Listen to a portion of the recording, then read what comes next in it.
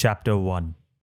He emerged from Grand Central and walked steadily. Rockefeller Center is not Greek, but it suggests the balance of Greek architecture. It is not Babylonian, but it retains the flavor of Babylon's magnificence. It is not Roman, yet it has Rome's enduring qualities of mass and strength. He did not know where, but he had to go. Summoned by a longing beyond his reach, he let it control him. Hurriedly, he circled past bystanders, marveling at a towering sight behind him. He shot a cursory glance at that Art Deco steeple impatiently. A moment later, he turned and continued walking. Despite its impudence, despite its audacity, the Chrysler would have to wait. Nor is it of the Taj Mahal, which it resembles in mass composition, though in it has been caught the spirit of the Taj, aloof, generous in space, quieting in its serenity. He shuffled north on Fifth Avenue, picking up pace with each step. He pushed past pedestrians, drawn to his purpose, delirious with desire. There is no easy way from the earth to the stars. The Taj Mahal lies in solitary grandeur on the shimmering bank of the Jamna River. Rockefeller Center will stand in the midstream rush of New York.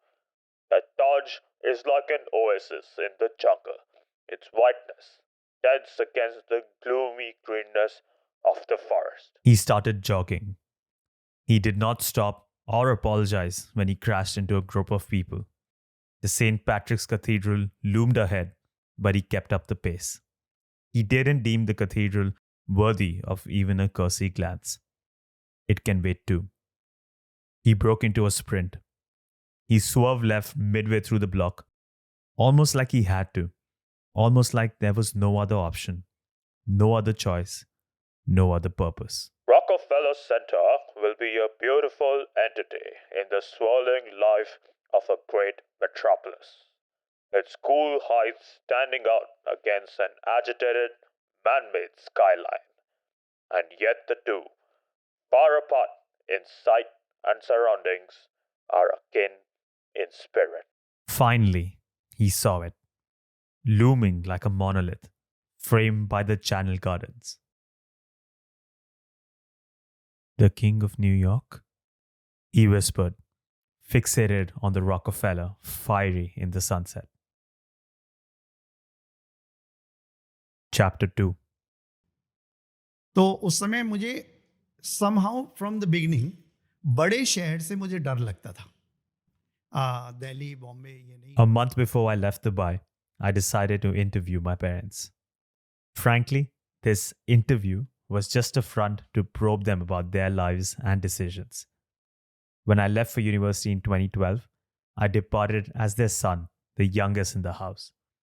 When I returned 4 years later, I gradually matured into an equal, a friend, or so I think. It was new territory for me. In my entire childhood and teens, the idea of home, of family, had lapped around a parent-child dynamic. Now it was 3 adults under one roof.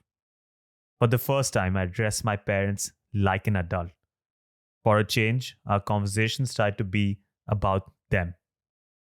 I asked them countless questions about their childhood.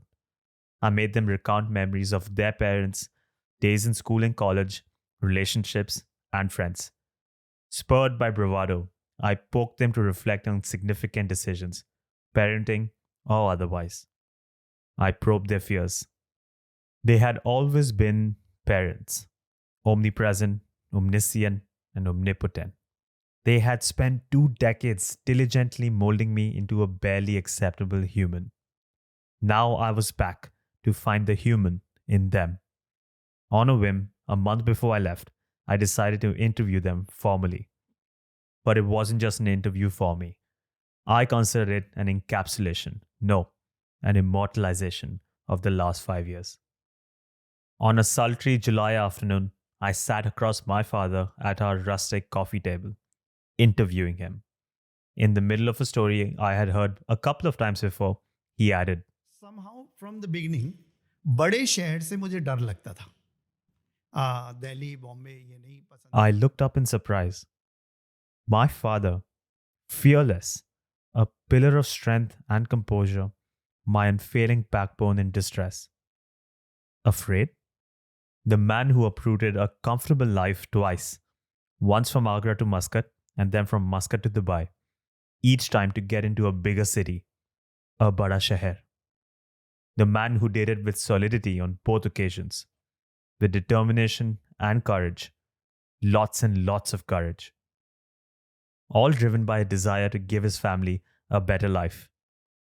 That it was all built on fear, and the desire to avoid seeding that same fear in his sons needed more courage than I had ever imagined. I found it hard to believe. It was so unparent. It was so undeniably, indisputably human that I got caught off guard. As I collected my thoughts, he resumed narrating his original story. Sensing a brief window, I interrupted him. Can I just ask you, what was the fear? डर किस बात का था? बड़े शहर का. हाँ. I used to feel lost. Chapter 3. It's 3 a.m., but Dubai will never betray the time. I'm sitting on a sidewalk at Sheikh Zayed Road. The Road of Kings must be a golden blur of trailing lights. The air in front of me must be rent with the whoosh of cars flying past at speed. Mouths yakking in Arabic, Hindi, Urdu, Tagalog, or Bengali must be puncturing the air behind me.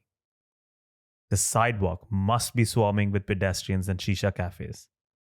No matter how deep into the night we go, the Dubai stretch of the E11 is always alive. I have consciously picked a spot where I can see the Emirates Towers, but they must be partially blocked by the fluidic, glistening Museum of the Future. If I look to the right, I should be able to spot the Burj Khalifa in the distance. But I don't spot it. I don't see the towers, museum, or the highway. I don't hear the cafe patrons or the soaring cars. I don't see any of it. The Sheikh Zayed Road, the promenade of mighty sentinels, had always evoked feelings of wonder, awe, and ambition in me. But tonight, I don't feel it because I'm crying.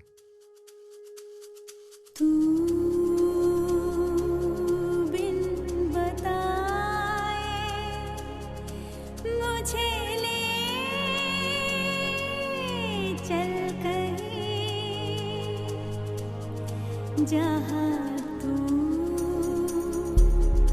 मुस्कुराए मेरी मंजिल वही. It's a night before I leave Dubai. I hate the night for it. I have to leave. I hate time for its stubbornness. One of my closest friends scribbled on a farewell card, "Sometimes the places we love become too small to hold our dreams." I hate that it is true. Every bit of it. I hate that I feel helpless. I feel alone. But I hate that this city, the city that truly never sleeps, is alive around me. I feel hollow, but I hate that Dubai will never betray my darkness.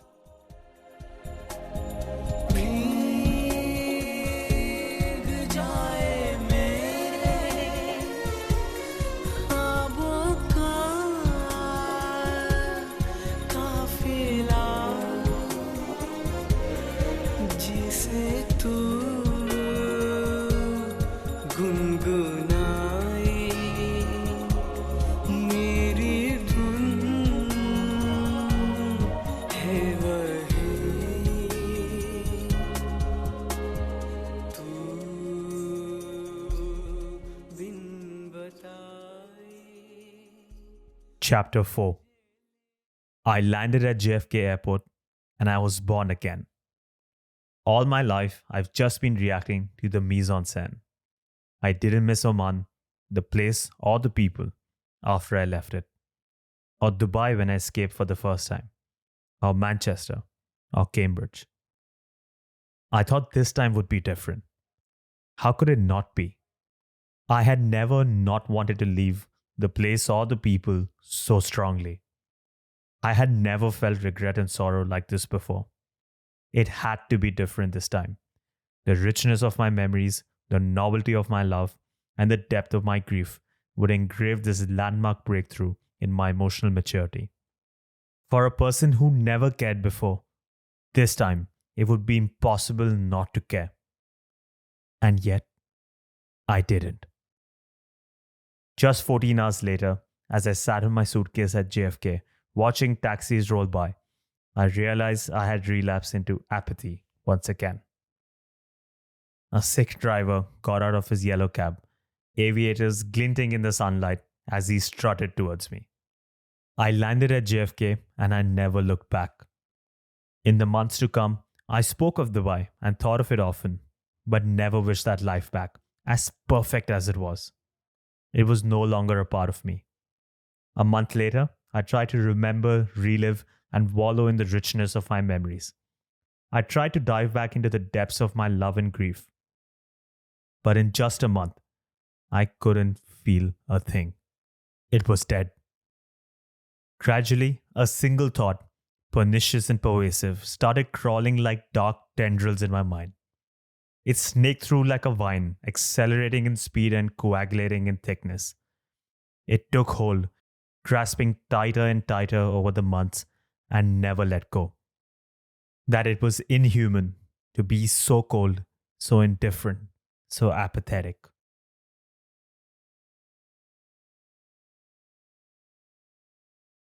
Chapter 5.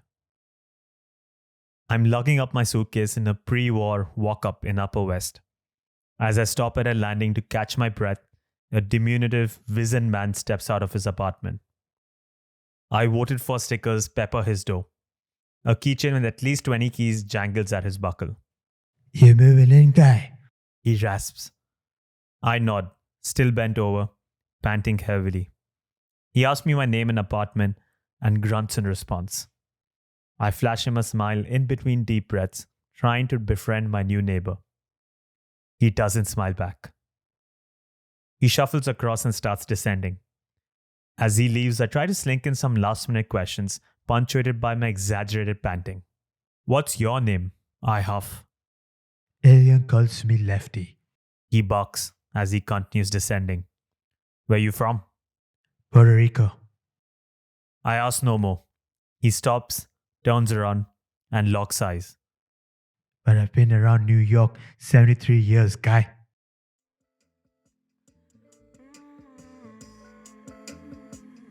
Chapter 6.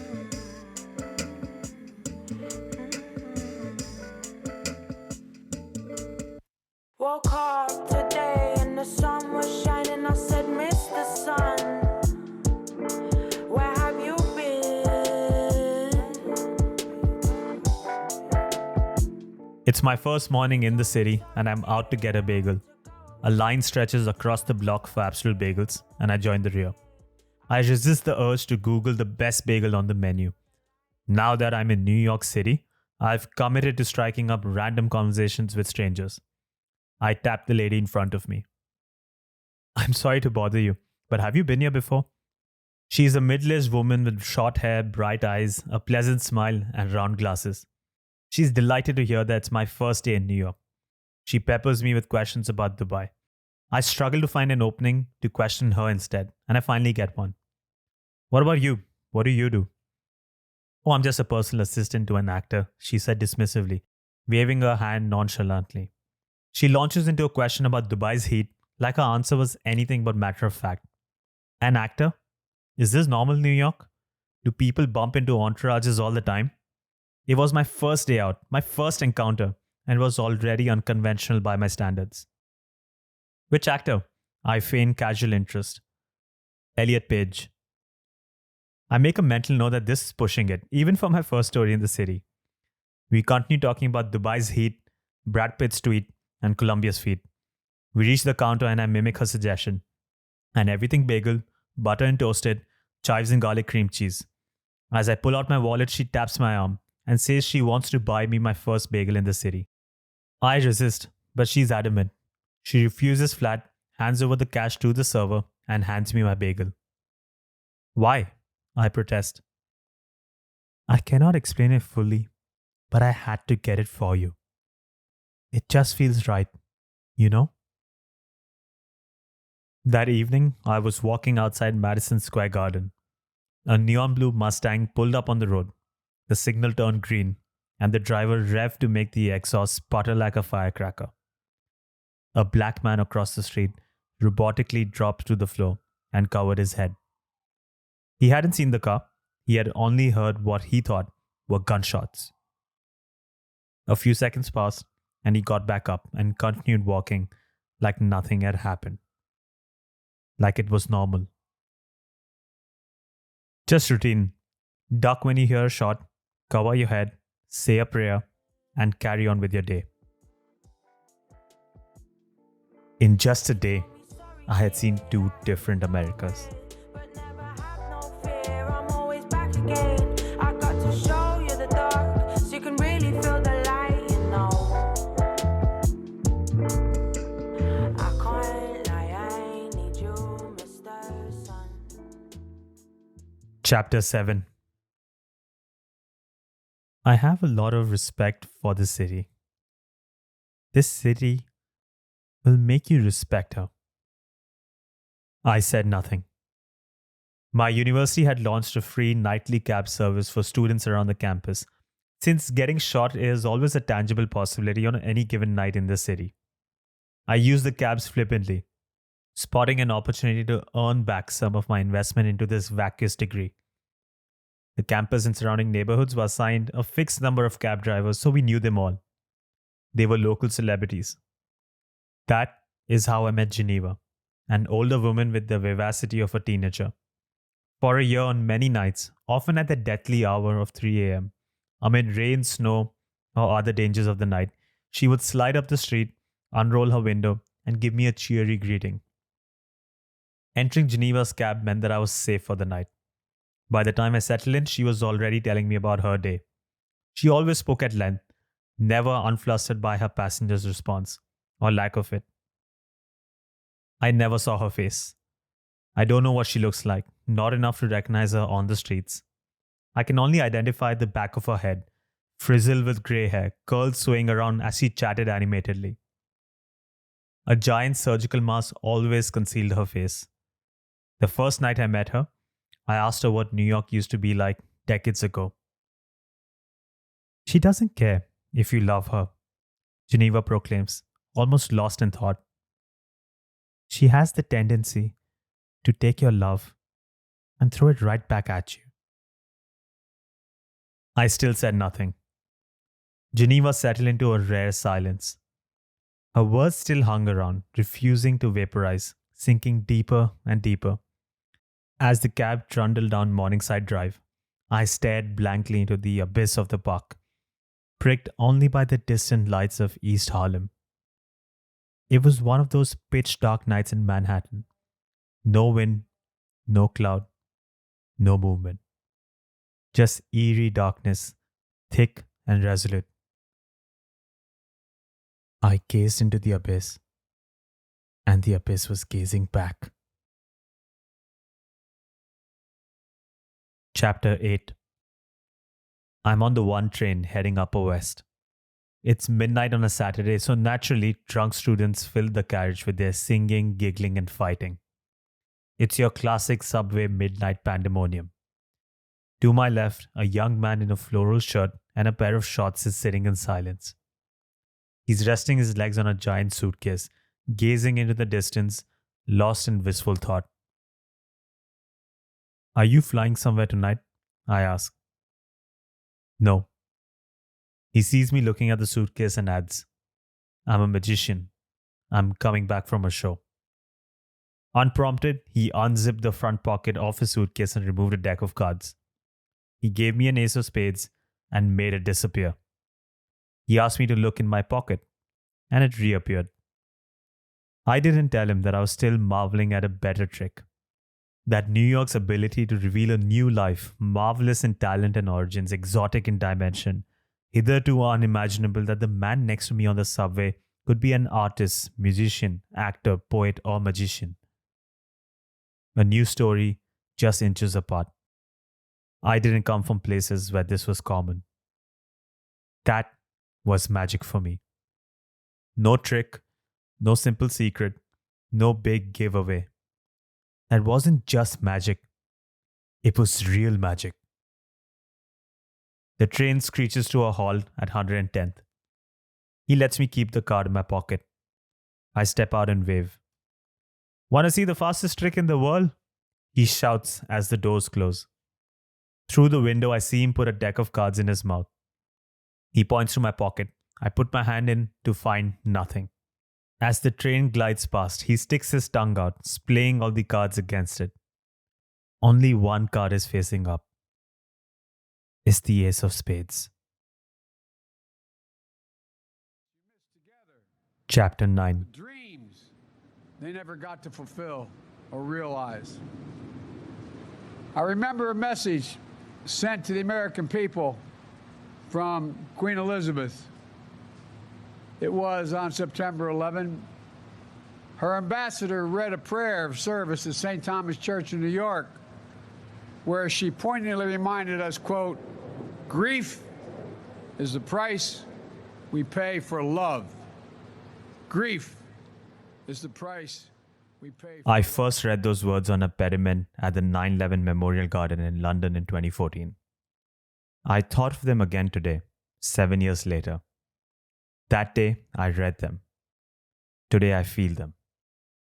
As I sat in a slab at Ground Zero on the 20th anniversary of the horrific attacks, for an hour, I knew the true meaning of poignancy. I could see families of victims standing by the pools, some openly weeping, some resting their heads and crying softly, some caressing the engraved names with eyes closed, some with their heads bowed. The 9/11 Museum has audio tapes of victims calling their family one last time, reassuring them even though their voice betrays the inevitable, leaving a message behind for everyone they ever loved as death crept closer and closer. The museum has a backpack that a mom painted for her child's first day of school that she never got home to hear about. As I sat in a slab at Ground Zero, I felt their sorrow like it was mine. Their grief was so heartrending, so powerful, that it trickled out of them all and coalesced into a layer that permeated the hearts of every person there that day. It was that mother who wept inconsolably in that corner, but it was that crowd, that nation, and that world that collectively mourned that day. I walked up to the memorial. There, framed against the backdrop of the memorial pools and the Freedom Tower, I spotted a solitary rose wedged into the engraved name of a victim. Beside it was a drop that couldn't be anything but a tear. All you who sleep tonight, far from the ones you love, no hands to left or right, and emptiness above. Know that you aren't alone. The whole world shares your tears, some for 2 nights or 1, and some for all the years.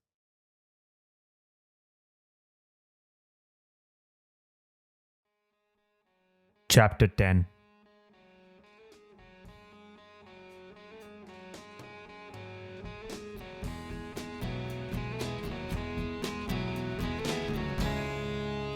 We passed upon the stair, spoken walls and wind, although I wasn't there. Said I was his friend, which came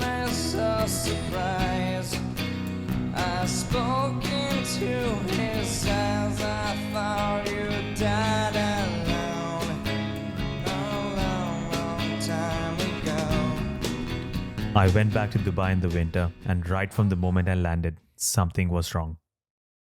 It was like I was playing a tape of my greatest hits.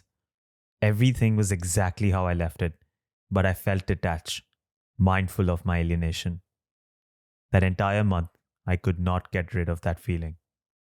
When you say goodbye to a place, you don't just say goodbye to that place. It's not just farewell till we meet again to the people, to the places, to the food, to the memories. It's really goodbye. It's goodbye to the person you were at that time, at that moment, with those friends, at those places, in those memories. It's goodbye to the self you will never meet again. Admitting it is hard, harder than leaving itself. Oh no, not me. We never lost control. You come back and it's not the same. The people remain, the places remain, the food remains, and the memories remain. But something's different. It's you. It's you all along. You feel like you're watching a video, a simulation, an imprint of what was, a shadow and a thought. Everything's happening just like it should be, but you're not there in the moment. You're shipwrecked, stranded at sea, lost to the present, detached from the past. On the night before I left, I leaned on her shoulder and stared at the skyline.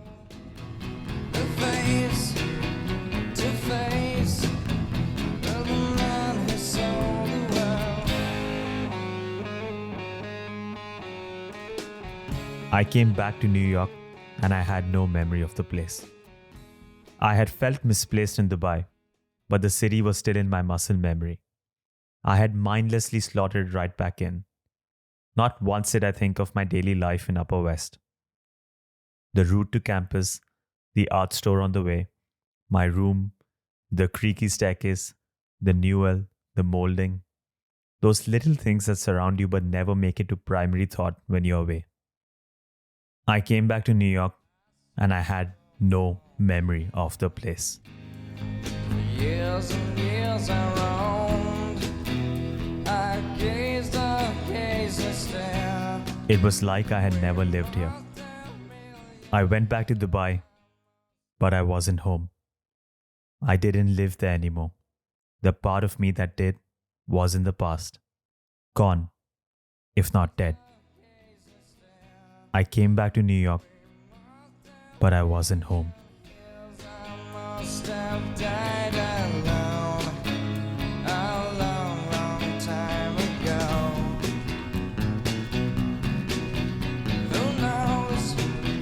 Not me. I never lost control. Your face to face with the man who sold the world.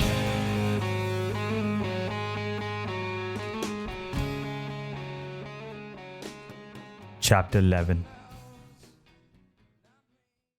I'm standing outside Carnegie Hall. I've just slipped out of a rendition of Franz Liszt. An elderly woman walks up to me and takes my elbow. We strike up a conversation. She starts talking about the music, her roots in Hungary, her rendezvous with spirituality, and her time in the Himalayas. Fascinated, I inquire further, my eyes getting wider and wider with interest. She seems to enjoy my incessant gaze. She says she feels something in it, something familiar, like we have met before. If not now, then in a previous century. I smile, but she insists. She continues to talk about her date with the divine. She talks about belief and faith. After 10 minutes, my friends beckon that it was time to leave. As we say goodbye, she pulls me closer and looks deep into my eyes. Very soon, something magical will happen. Something magical to some people. She smiles at me knowingly and walks away.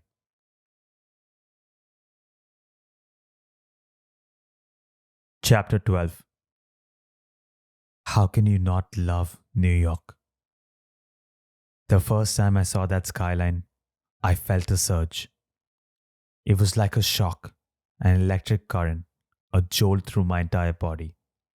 Despite a year of wide-eyed stares at this city's spires and silhouettes, I still feel it. At sunrise when a mist envelops the stone and brick giants, to sunset when the glass monoliths glisten pink with reflections of the setting sun, I still feel it. Despite a year of feeling it, I still struggle to voice it. It's a struggle so real, so frustrating, so annoying that I just want to grab the nearest person and share how I feel. How I really feel. I'm convinced even my best attempt would still not do justice, if not destroy the sanctity of this experience entirely. But I want to try, despite knowing that I will fail. I want to try, and try again, in hopes that one day someone will see what I see, hear what I hear, feel what I feel. I want to tell them that New York, not just the city, but even the idea of it, is where I feel alive. That the speed and ambition of New Yorkers is so palpable that you cannot help but imbibe it. That every street has a history so rich that I feel overwhelmed daily. That when I stand at the opposite shores of the Hudson or the East River, the Manhattan waterfront is as big a temptation to me as it was to a young, uncorrupted Robert Moses. That when I walk up the steps of the City Hall, I want to shake my fist at its white Georgian elegance and shout "No more free lunch" like Fiorello LaGuardia. That when I hear stories of mafia wars in Little Italy, the lows of Hell's Kitchen, Fort Clinton, Apollo Theatre, Madison Square Garden, or the tale of the Battle of Mothers against Tavern on the Green, I'm as enchanted as I'm inundated. That those who say Times Square is too crowded, too noisy, too dirty, too chaotic are missing the point.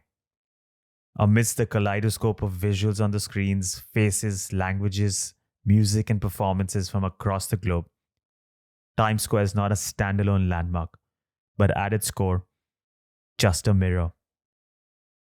That if you had to create a physical center of the world, mildly representative of the richness of life, of its diversity, of its extremities, then one possible physical manifestation of that unattainable idea could be Times Square. Colors to chaos, cacophony to crowds, digital to dirt, everything good and bad about our world needs to be in Times Square to make it serve its purpose.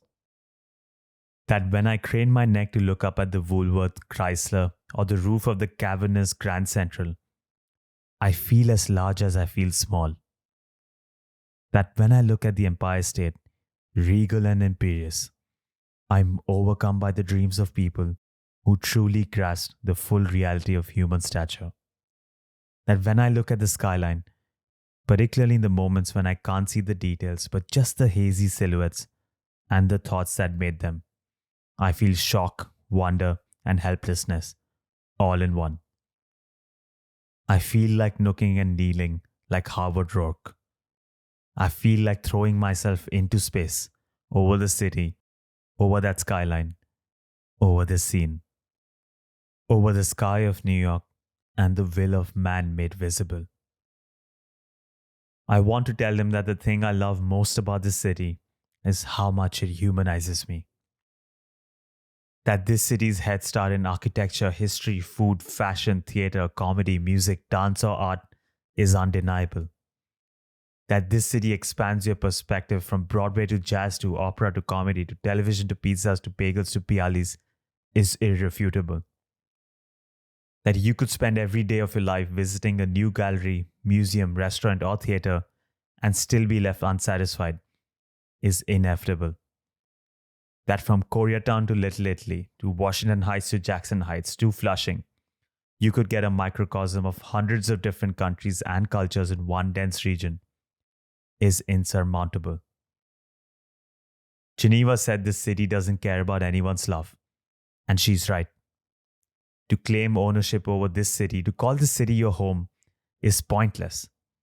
First, that statement would be ridiculously untrue. This city is unconquerable. It's wild, independent like Holly Golightly, untamable like Shadowfax. To call yourself a New Yorker would mean the same as calling yourself the King of New York. Absolutely nothing. Second, the city doesn't care.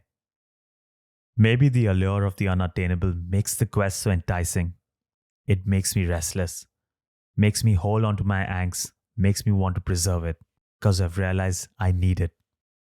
That this city's intractable mysteries keep me sharp, on the edge, where I want to be. I want to grab this New Yorker, tell them everything, and still be mindful that I've barely scratched the surface. That I'm bursting at the seams to say what cannot be said, to grasp what cannot be grasped. I want to tell them that sometimes in the day, I run. I run because I feel free.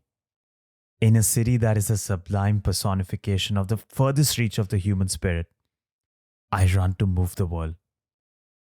I run at moments when I could have walked, or not at all. I run to catch the train, to cross the sidewalk, to get that bagel, to attend that event, to board that ferry, to meet that person, to write my newest chapter. I run to give life meaning, to give it purpose. That this is not just a city, but an institution, a dynasty, an empire state. That sometimes in the day, I run and keep running as fast as I can, chasing what I cannot see. I run for my destiny.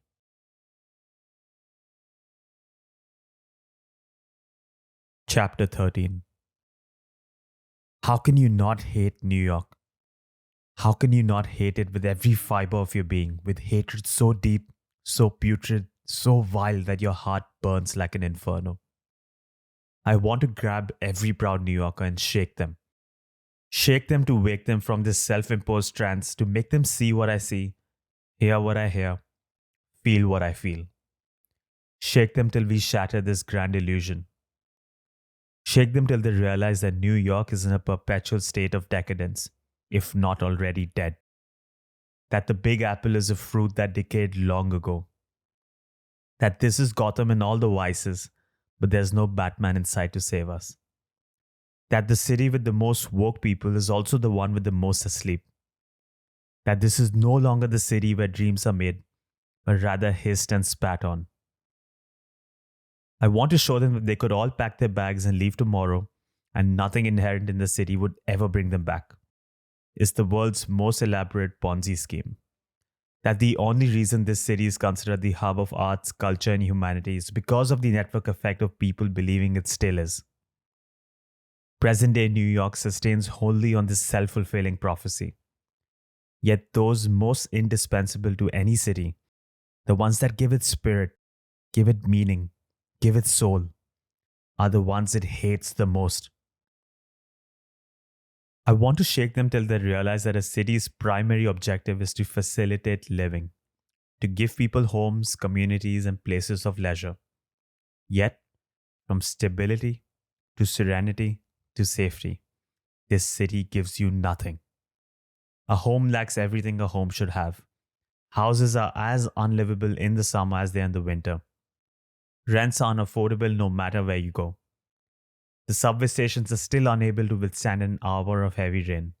Getting a car is pointless. The subway will either deafen you or not show up at all. Never in between.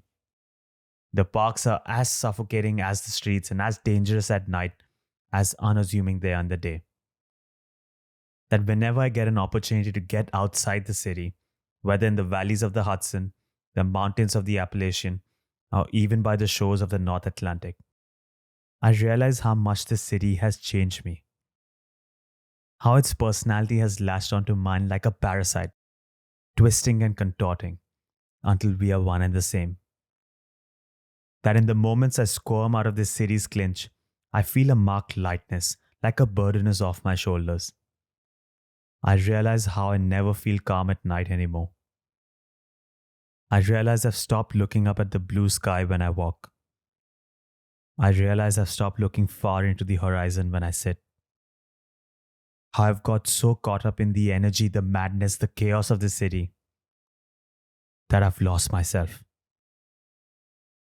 That this city overwhelms you to always do more, to be everywhere, to eat everything, to see everything, to meet everyone.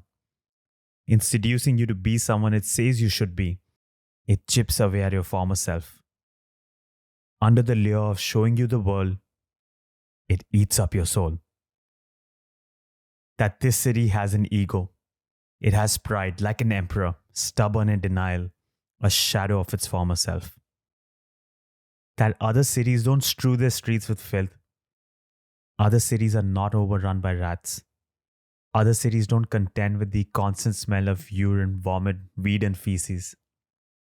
That residents of other cities don't function daily on a pulsating substrate of deep-rooted anger. Anger that is bubbling to erupt at the slightest inconvenience. That the thing I hate the most about this city is how much it dehumanizes me. That I feel dirty within 10 minutes of stepping outside, not just physically.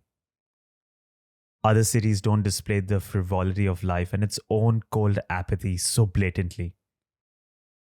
Other cities don't treat the dead and drugged, society's depraved, abandoned with insouciance as an obstacle to step over for pedestrians. That the cost of pursuing New York's depth in history, culture, fashion, technology, or arts shouldn't come at a price so steep. I want to shake them till they realize that a task as simple as walking on the streets shouldn't carry a chance of being shot, stabbed, or mugged. I've walked at night in the empty streets of big cities of countries that they might consider backward. Cities that don't hold a candle in their eyes to New York. Not once, whether in Mumbai or Manchester, Tehran or Tbilisi, Dar es Salaam or Doha, not once did I ever fear for my life. No other city serves its people so recklessly, so diabolically, so ruthlessly, that it took a brief trip back to Dubai to remember that stepping out at night didn't always contain lingering anxiety. Shake them till they realize being a New Yorker is not a badge of honor. It's a target on your back. That taking the train from Times Square shouldn't mean you might get pushed on the tracks. That walking in downtown shouldn't mean you might get stabbed in the back. That people in other cities don't always say get home safe during goodbyes and mean it. That rape, murder, war, and terror should only be a song lyric, not literally a shot away. That the value of a life should not be so meaningless, so inconsequential, so pointless. I want to shake them till they know that I feel as lost in this city as my father did in Delhi 40 years ago. That I feel unwelcome. That I feel dirty because this city stains my soul. That I fear this city, but I cannot turn back, spitting on the shoulders of the giants I stand on today. That I am the consequence of the power of an idea, a dream in motion, a thought in effect, decades in the making, generations in sacrifice. That I hate this city the most at night. I hate it with a hatred so deep, so putrid, so vile that my heart burns like an inferno. I hate it because every night in New York, I'm afraid. That sometimes at night, I run. I run as I hear rustling at the corner of my eye, not knowing whether it's a rodent or a man with a knife. I run past lunatics, demented and deranged, the ones lost forever to the shadows, expecting a bullet to pierce my back at any second. That sometimes at night, I run. I run as fast as I can, afraid to look back, afraid to stop. I run for my life.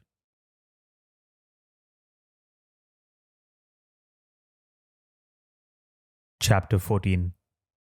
I'm sitting in Washington Square Park. On some nights, an unearthly haze descends on Manhattan. A plain of mist unravels over the city, dissecting all the towers neatly in half, their summits lost to sight beyond the fog. It feels surreal, bizarre, a world warped uncannily. Manhattan needs the sky. The sky is the anchor, a keystone for all these obelisks. It puts the end goal in sight. But on these unearthly nights, you can't see the sky. The towers are now headless stumps. There is no zenith, just an impregnable, suffocating sheet of haze. And the unknown beyond.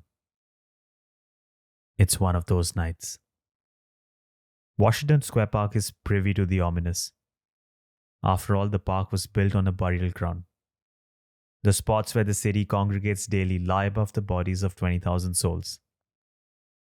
The elms under which picnickers sit were used for public lynchings.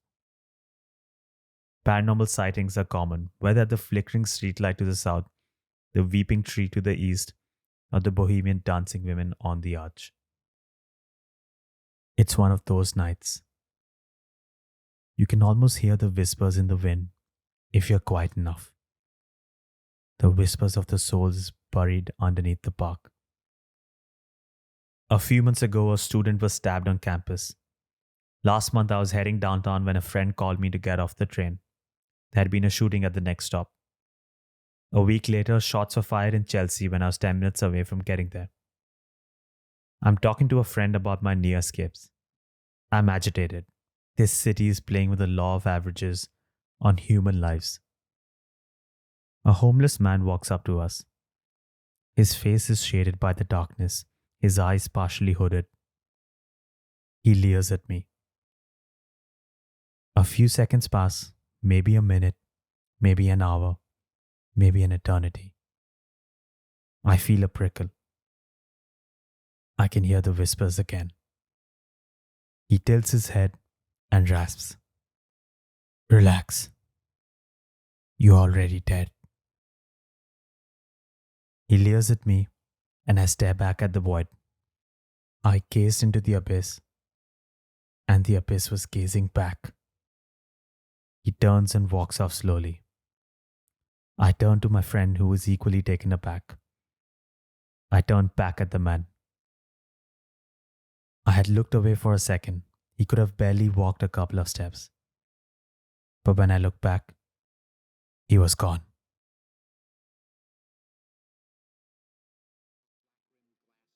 Chapter 15. I love this. New York was his town, and it always would be.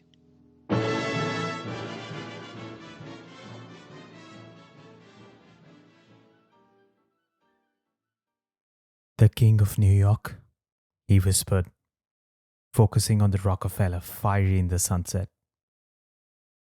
By God, I am.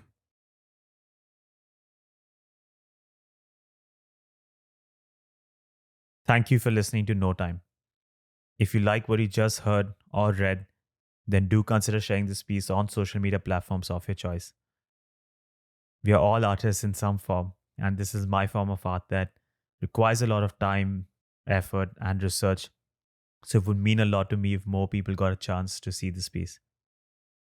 If you'd like to support this project, then do consider making a donation on Anchor or Patreon. You can also subscribe to this channel on YouTube, follow on Instagram or Twitter, or follow me personally.